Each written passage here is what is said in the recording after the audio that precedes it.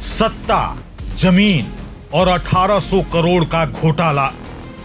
अजीत पवार के बेटे पार्थ पवार पर गंभीर आरोप। महाराष्ट्र की सियासत में भूचाल लाने वाला 18,000 करोड़ का कथित जमीन घोटाला अब राज्य की सत्ता तक पहुंच चुका है।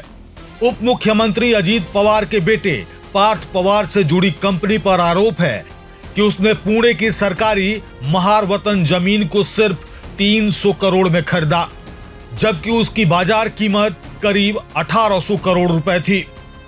यही नहीं, इस सौदे में करीब 21 करोड़ की स्टाम्प ड्यूटी माफी का भी आरोप है, जिसमें सिर्फ 500 रुपए का भुगतान दिखाया गया। पार्थ पवार से जुड़ी कंपनी अमेडिया और उनके पार्टनर दिग्विजय पाटिल तथा विवादित डीलर शीतल तेजवानी को आरोपी बनाया गया है। शीतल तेजवानी पहले भी बैंक घोटाले में फंस चुकी हैं। हालांकि पार्थ पवार का नाम एफआईआर में नहीं है, लेकिन सूत्रों का दावा है कि जांच आगे बढ़ने पर उन पर भी आपराधिक मामला दर्ज हो सकता है। इस जमीन सौदे से जुड़ी 2 अलग अलग एफआईआर दर्ज हो चुकी हैं। पहला मामला कोरेगांव पार्क क्षेत्र की दलित आरक्षित जमीन का है, जबकि दूसरा मामला खड़क पुलिस थाना क्षेत्र की सरकारी डेयरी भूमि से जुड़ा है। दोनों मामलों में करोड़ों के लेन देन और दस्तावेजों में हेराफेरी के आरोप हैं।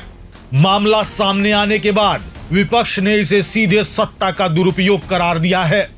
कांग्रेस नेता राहुल गांधी ने ट्वीट करते हुए लिखा, दलितों के लिए आरक्षित 1800 करोड़ की सरकारी जमीन मंत्री के बेटे की कंपनी को 300 करोड़ में बेच दी गई। यह वोट चोरी से बनी सरकार की जमीन चोरी है। विपक्ष अब उप मुख्यमंत्री अजीत पवार के इस्तीफे की मांग पर अड़ा है। दूसरी ओर अजीत पवार ने सफाई दी है कि उनके बेटे को जमीन की सरकारी स्थिति की जानकारी नहीं थी और उन्होंने खुद डील रद्द कर दी है। साथ ही उन्होंने मुख्यमंत्री देवेंद्र फडणवीस से निष्पक्ष जांच की मांग की है। फडणवीस ने भी तुरंत उच्च स्तरीय जांच समिति बनाने का आदेश दिया है, जिसकी अगुवाई राजस्व विभाग के अतिरिक्त मुख्य सचिव विकास खड़गे कर रहे हैं। रिपोर्ट 1 महीने में सौंपी जाएगी।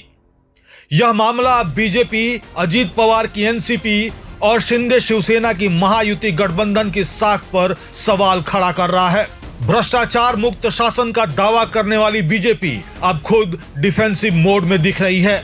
राजनीतिक विश्लेषकों का मानना है कि यह घोटाला न सिर्फ अजीत पवार की 35 साल की राजनीतिक साख के लिए झटका है, बल्कि आगामी विधानसभा और लोकसभा चुनावों में पहले महायुति सरकार के लिए भी एक बड़ा डैमेज कंट्रोल टेस्ट बन गया है।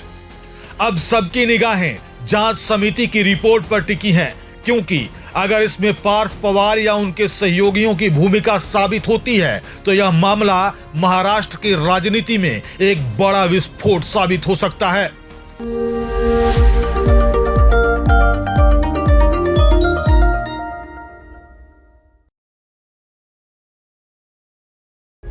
प्रभातखबर.com, विश्वास वही, रफ्तार नहीं।